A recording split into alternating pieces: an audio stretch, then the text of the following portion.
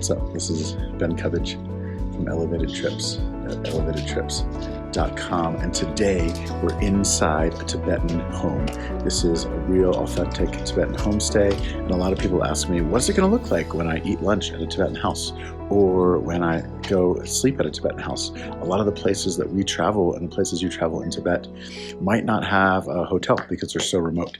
And actually today we're inside Kambula National Park, and we're inside this homestay. This is a very typical Tibetan farmer homestay. Of course, nomads are going to look a lot different because they're using tents and they're herding yaks in the high mountains. But once you get below 3,000 or 2,500 meters, you're going to see a lot of Tibetans are actually farmers who grow barley, potatoes, things like that. And this is a farmer home.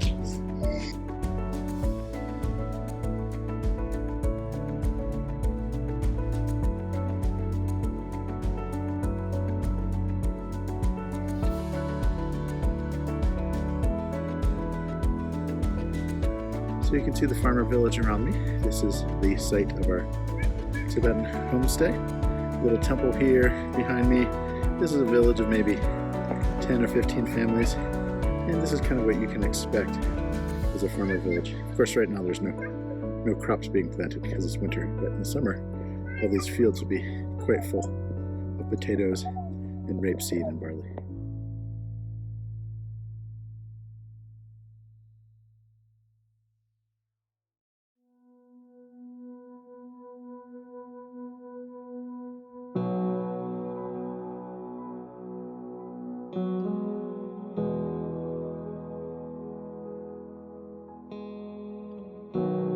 So the first thing you're going to notice as you walk into most Tibetan farmers' homes, a home that's maybe between 2,000 to 3,000 meters, is this courtyard feature. And it's a beautiful place where the sun comes in. Right here you can warm up a little bit. You can see they've lined the whole courtyard, all four sides, with these beautiful glass windows. And that's really nice because that's a natural heating feature where it allows the high altitude sun. You can see behind me the beautiful blue skies, the high altitude sun is super bright out here at 2,500 meters, and so it's a natural way to warm the house.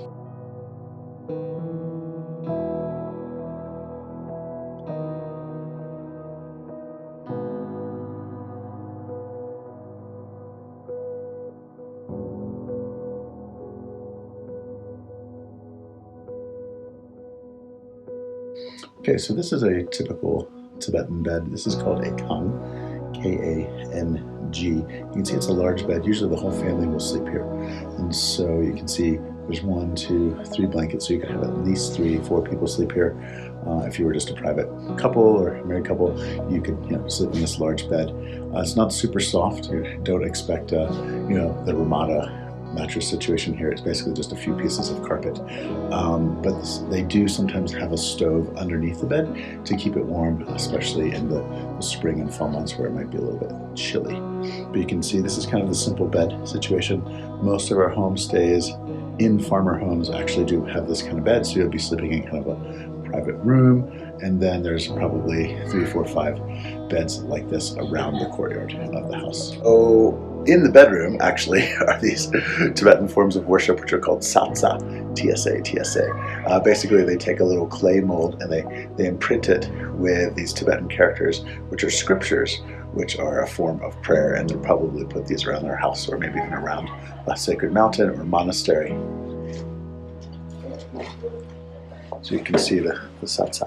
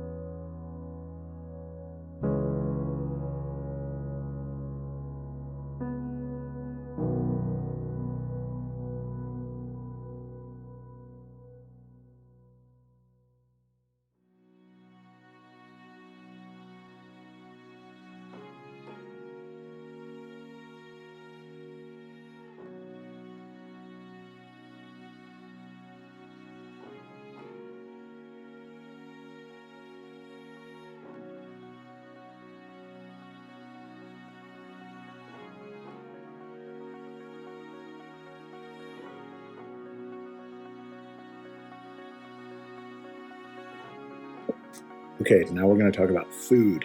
What are you going to be eating inside the Tibetan home? So normally, in about 90% of my homestay experiences, and I've done a lot of Tibetan homestays, they're going to make you Tibetan momo, which is a dumpling. It's like a baozi. It's kind of a yak dumpling, yak fried dumpling. It's very nice. It's Tibetan specialty. Of course, if you can't eat flour, if you're gluten-free, you won't be able to eat that, or if you're vegetarian. That's probably the most popular item. You also have cooked yak meat and some variation of yak meat, either with noodles or with rice. You can see behind me here, we have a couple yak meat dishes, some tutosu, or potato strips, some spinach. Of course, a lot of these vegetables don't natively grow in Tibet. They have to buy them in the town they come from. Other places, we had some egg and tomato. It's pretty good. So you can just expect very simple things. Don't expect super fancy things, but good meat, good quality meat, good breads. Usually the breads are homemade, and a couple Tibetan/Chinese style dishes.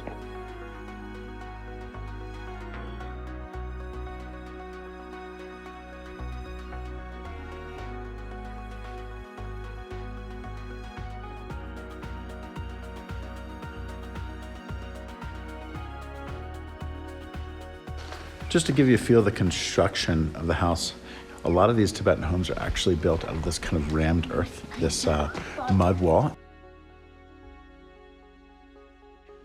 Okay, we're at the Tibetan woodpile here. You can see they're well stocked for the winter.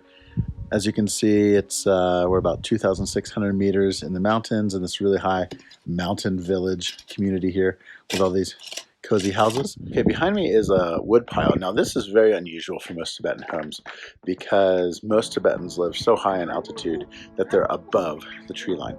This particular village happens to have a forest around it, which is quite unusual. I'd say less than 10% of Tibetan villages are forested. But this home does use wood for burning, and then a lot of Tibetan homes are actually going to use yak dung. And so they're going to place yak dung in a big pile next to their home. They're going to dry it in the sun. They're going to get it nice and crispy and dry, and then that's what they're going to use for their fuel inside their stove. Okay, so you can see right here, this is a huge pile of yak dung. Let's have a little look here. Oh, this is a big piece. Look at that. Whoa, that is a huge piece of yak dung. So this is actually poop from a yak. They've dried it, and now they're going to turn this into fuel for their fire.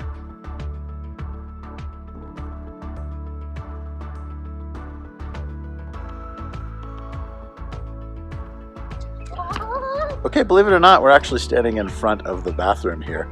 It's pretty rustic. You can expect a squatty potty in most Tibetan homestays that are farmers. If you're staying with nomads, you have to use what I call is the nature toilet. Essentially, that means you're basically using the grasslands. But if you're with a farmer, they're probably going to have a very simple squatty potty. Don't expect any kind of luxurious toilet or self-flushing anything. It's just going to be a very simple kind of squatty deal, and I'll show you what that looks like.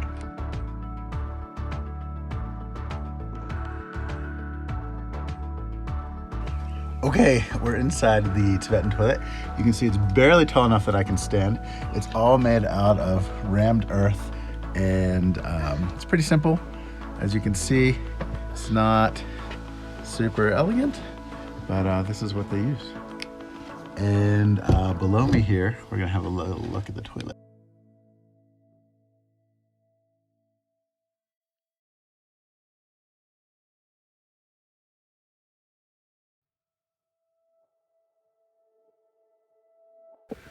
So we're inside the Tibetan kitchen.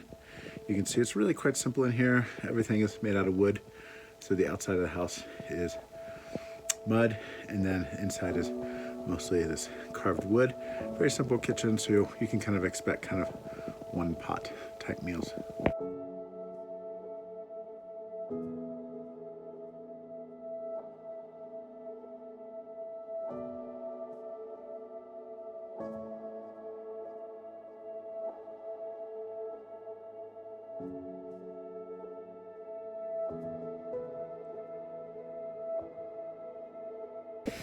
Most Tibetan homes are going to have what's called a family chapel, which is basically a small place where they're going to be practicing their Buddhism. You can see this particular room has a few Buddhist statues and a few places where they're going to do some morning offerings. Don't be surprised if you hear some prayers in the morning with people doing some Tibetan Buddhist prayers.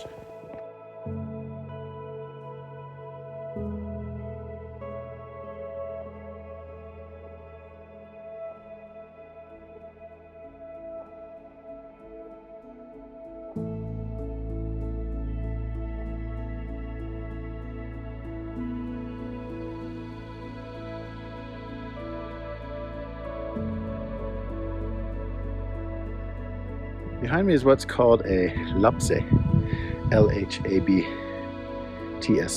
and this is basically an array of arrows that have been placed into the ground with prayer flags around them. So that's quite beautiful. These are often at the tops of mountains, so it's a nice little reward when you get to the top of the mountain.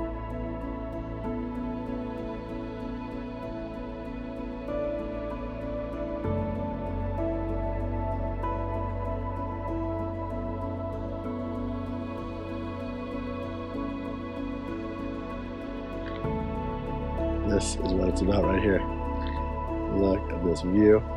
We're overlooking the Yellow River here. I don't know if you can see it in the background, but Yellow River flows right through Kambala National Park, and this is a terrific view of it. It's a little bit not super clear visibility today, but it's about 10 kilometers in the distance.